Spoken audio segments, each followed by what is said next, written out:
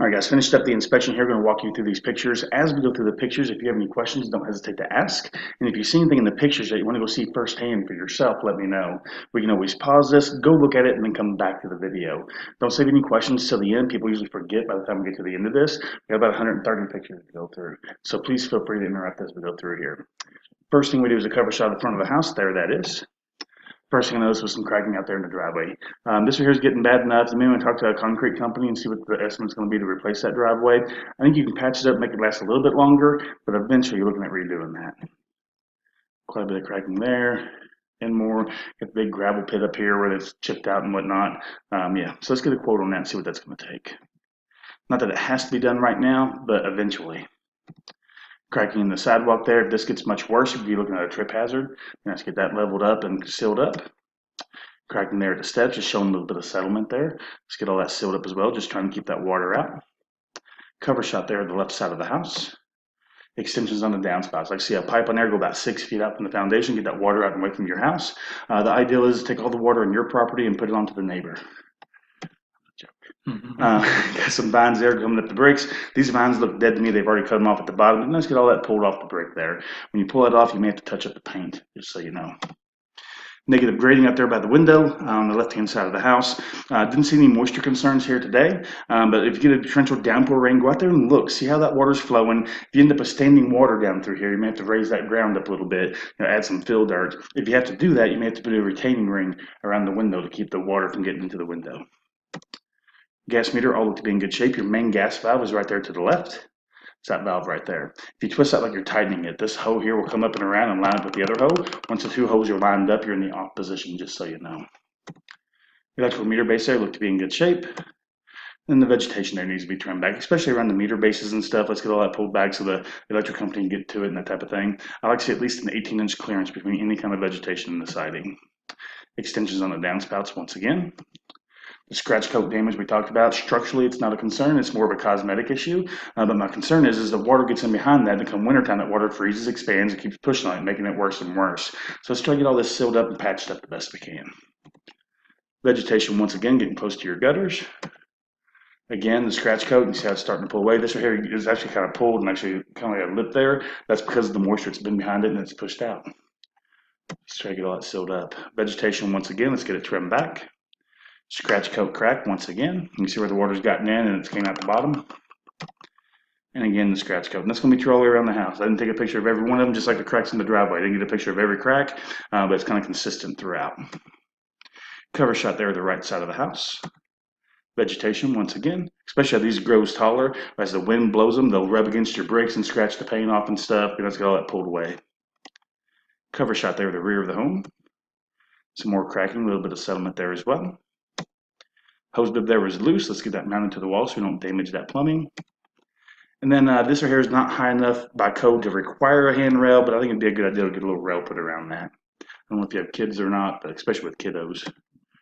The AC unit at the rear of the house, it is a Lennox. Again, no date on that. Just like the furnace, I couldn't tell you how old those are. Showing the name brand. Seems to be working just fine though. I guess like roughly. Again, just like the furnace, I think it's around a 2003, 2006, something like that. I think it's got a few years on it. You know, they say 15 years is life expectancy on something like this. You know, if that's the case, you're right there at that. But I've seen some of them 20, 30 years old and still kicking butt. It's all on how you maintain them. Keeping the coils cleaned helps the efficiency, and the more you help the efficiency of that unit, the less it's going to run, so it's going to prolong the life of that unit. It's going to save you on your energy cost. So keeping these coils clean and keeping the insulation replaced on that refrigerant line there really goes a long way to prolong the life of those units. And then coming in, the light there did not respond. I don't know if I'm just not hitting the right switch or if it's blown bulbs. It may have a sensor on it or a timer. I'm not for sure. But as of today, I couldn't get them to come on. Heading downstairs. Any questions so far with the outside? Mm-hmm. Nice handrail going down. Lighting was all good. Cover shot there of the basement in general. The cover shot. The main water shutoff valve there is in the wall there. I showed you that there in the front wall. And then starting with the electrical panel box. It is a GE, just showing the breakers there in general. Everything was well labeled except for the, I think it was the microwave. They've moved that circuit and never changed the labeling on that. Showing the name brand. Showing the wiring there on the inside.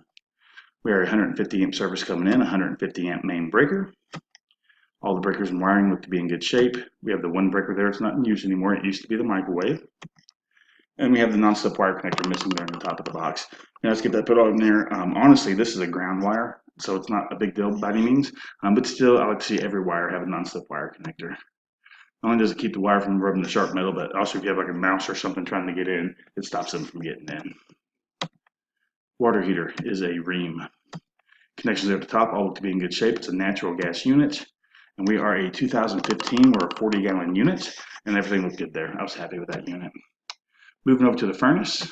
Lennox is our name brand. We just fired it up. Nice, pretty blue flames. It's got 3 burners on it. It's just dirty and got some signs of previous leakage. There's your leakage evidence there.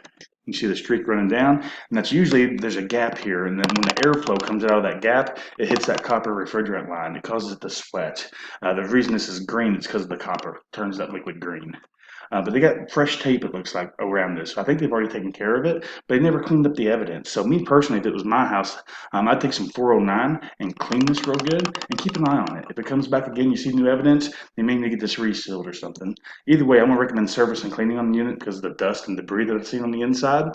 So when you have an HVAC tech come out to service and clean it, maybe pick his brain on that and get a second opinion. And then the flue pipe as well. You can see a couple streaks here, very minor, but we do have some condensation evidence there as well. Inside the unit, dirty and dusty. Other than that, fired right up, nice looking unit. Again, you can see the evidence here on this burner. I think it's from that top side just dripping down. Blower motor, electrical, all look to be in good shape. I was pretty happy with it. Insulation in that room is got some exposed paper.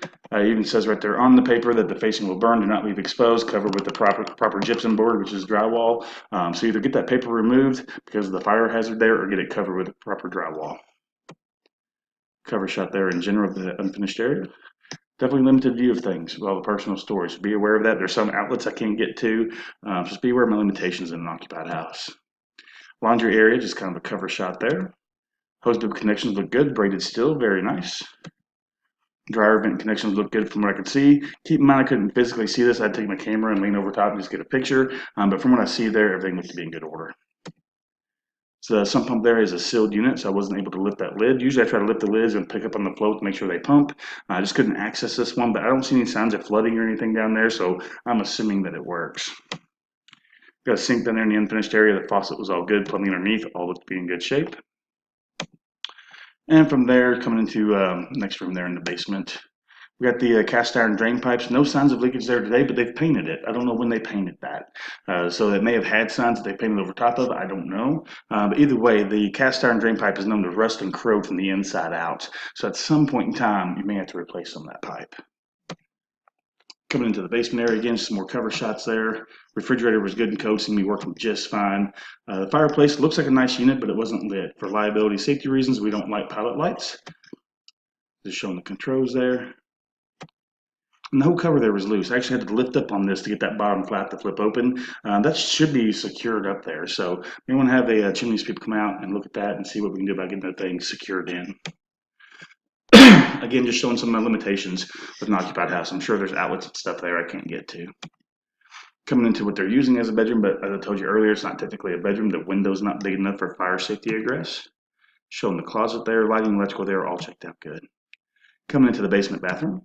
Commode flushed just fine, but the tank was loose to the bowl. There's a couple of nuts on the bottom side just need to be tightened. If you're going to do that on your own, keep in mind you're dealing with porcelain, so light pressure on that. They crack really easy. The sink, faucet, drain stopper, plumbing underneath all look good. And the shower kicked right on for me. Vent, light, outlets, all good. Coming into the rear left bedroom, the master bedroom upstairs. Any questions so far with the basement mechanicals? Master bedroom, cover shot there. The light, fan, outlets, windows, all checked out good. The closet there looked to be in good shape. The doors were good. I was happy with that room. Coming into the master bathroom. Closet there looked good. The door was good. Door stop was present. The sink faucet was good, but the drain stopper was very difficult to use. I was able to get it to pick up and shut the drain, but when I pushed it down, it wouldn't release that drain stopper. I had to reach underneath and use the bar on the drain itself. I had to reach in and grab this bar right here to actually get that drain stopper to pop back up. So I'm not sure if something's hitting there. This right here is at a pretty good angle. That may be part of it too. That bar may need to be slid out a little bit. So I think we need to adjust it. Commode flush just fine, secured to the floor, no signs of leakage. The vent fan was noisy. I've seen some dirt and debris on there. I think it's just dirty. My report's going to say noisy operation, recommend further evaluation. I really think you just need to drop that cover and clean it, maybe put a little 3-in-1 oil on it. You should be good to go. Coming into the front left bedroom. Cover shot there. The lighting, electrical, windows, all checked out good. The attic access I couldn't get into. Of course, you're aware of that.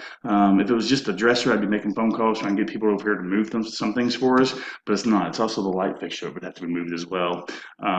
So I just couldn't get in there. I couldn't see the attic, so just be aware of that. Coming into the main bathroom, the hall bath. The sink, faucet, drain stopper, plumbing underneath, all look good. Commode flush just fine, secured to the floor, no signs of leakage, and the shower kicked right on for me. Ventilator and light was good. Got some cosmetic defects there in the ceiling. I've noted in the report just in general cosmetic defects on the ceiling and walls, the patching and whatnot. Digital thermostat there looked good. Just wanted to put a reminder in the video here for you. When I went to mess with that, it asked me for an access code. I don't have that code, so you may want to ask them what that code is so you can program that. Coming into the front center bedroom. Cover shot there, lighting, electrical, fan, windows, doors, all checked out good. The closet was good. Got a loose outlet there in that one corner. Doesn't pull out of the wall, but it wobbles side to side a little bit. And from there, stepping into the living room and hallway area. Lighting, electrical, windows, all checked out good. Closet there looked good. The other closet was good as well. And from there, we step into the kitchen. Showing the pantry area. The fireplace area over there, they actually have a gas line. There's a shut-off valve there in the floor. I think it's actually set up for like a natural gas insert like the basement is. They got candles in it right now. But looking inside there, I was able to open that flue pipe, the damper I mean, but I just couldn't see very far inside that flue. So if you're going to use that fireplace, let's get a chimney sweep out here, make sure there's no bird's nest and that type of thing in there. The streaks that you're seeing here, at one point in time, they didn't have a rain cap, and rainwater was getting in, but they have a rain cap on it now. Then we had a cabinet door over here by the fridge that was loose. Sink faucet was good. Disposal was a little bit noisy. I think we got some debris or something stuck in there. A lot of times if you put a handful of ice in the disposal, any kind of loose debris that's small, that ice will kind of push on out. And then you can follow it up with a lemon or an orange, kind of makes it smell better and sanitizes it. Dishwasher unable to test is loaded with dishes. I've melted a Tupperware bowl one time, got in trouble over it, so I've learned my lesson. It looks like a nice dishwasher. I just couldn't physically test it here today. The stove, the center burner would not respond for me, and the rear right burner, the knob there was taped. So I wasn't able to kick it on either. So let's ask the homeowner about that and see what's going on with that. And then around with it a little bit after you were outside and noticed the more like I would do some of the burners over here, and this one would start clicking. Yeah, they all click. Okay. Yeah, when you turn one on, all the igniters will click. Gotcha. Yeah. I just noticed on that one that this handle here is a little bit off. Here it shows that it's on.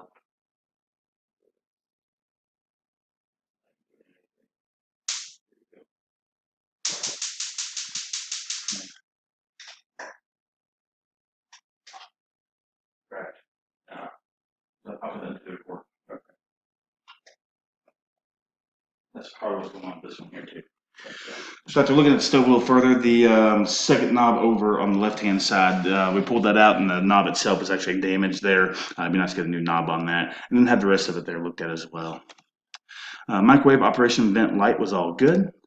Refrigerator was good and cold. Ice in the ice maker seems to be working just fine. And then from there we step onto the roof. That is a three-dimensional shingle. That's a 30 to 40 year lifespan on those. Nice high-quality shingle. I'm guessing that roof is 8 to 10 years old. You happen to tell you how old that roof was? 7. 7? I'm pretty close then. I'm gonna leave it as 8 to 10 in my report. That was my initial judgment on it. Overall though, nice looking roof. I didn't really see no issues on the roof itself. Got some minor issues with the chimney. You see how they got a new rain cap, so I think that's where the streaks came from, is before that rain cap got put on. We got one brick there, what we call spalling. The brick has absorbed water and frozen there in winter and popped the face of the brick off. It's actually laying right there on the shingles. They make a seal coat that you can get, kind of like a Thompson water seal for a deck. They make the same kind of thing for masonry. I'm gonna get up there and seal that off and get this patched up to keep it from getting any worse. And then the very top of the chimney's got some cracks there that need to be sealed up as well. That's also contributing to the moisture we're seeing in this fireplace. Buddy, those are your pictures. Okay. Any questions? So as far as what you would ask to be repaired, is anything that's absolutely needs to be taken care of? Be nice for the stove to be working. The rest of it, even like the dirt and the dirtiness of the furnace and stuff, that's a typical maintenance thing. I think once a year you ought to have an HVAC tech come in. Whether you want to ask the seller to do it before you move in, that's up to you. That's a general maintenance type thing. It's not really a defect. Off the top of my head, I can't think of anything here that is a defect. I got a bunch of maintenance issues, and the driveway is probably the worst damage that I've seen here, but it's Mhm. still functional today. It's not a defective item. Right. So it's kind of up to you, and it Okay. depends on your qualifications and your friends and what Gotcha. y'all can handle. Yeah. If you don't know what the heck a hammer is, and there may be some things you want to ask for, but if you're a handy guy, then you may be able to handle all this. Okay. So my best advice to you is once you get the report tomorrow morning, go through that report with a fine-tooth comb with pen and paper and make a list of all your concerns, and then prioritize that list. Put your biggest concerns at the top, work your way down, and then go talk to your agent. See what your agent thinks. Okay. I've been through negotiations once on the house that I bought. Your agent's been through it thousands of times. So they know what people typically ask for, what people are typically willing to do, and they'll be able to help you negotiate that list. Gotcha. Any other questions? No, that's about it. Awesome. Any idea what you would ask for? Nothing. Nothing. To be completely honest with you, about 3 years and 2 months ago, I bought my first house. It was a 1903 country farmhouse. I got mold, lead, and asbestos. 70% of the windows were busted. My kitchen floor is so even, I had to buy a shorter table. My table was falling over. Yeah. I gave them full asking price. I didn't ask for any repairs. But that's me. Okay. I'm a jack of all trades. I'm very familiar with what a hammer is and what it does. Yeah. And I take pride in doing my own work. So to ask me what I would ask for, I'm a terrible person to ask that question Yeah. to. Okay. Yeah. Was there anything else you've seen with this house that I haven't mentioned that you'd like to have in your report? No, I don't believe so. Awesome, buddy. To wrap up this video, after you view the video and the written report, if you have any questions, by all means, give me a call. My name is Will with Certainty Home Inspections. The number there is toll free, 866-417-9591. And thanks so much for choosing Certainty Home Inspections.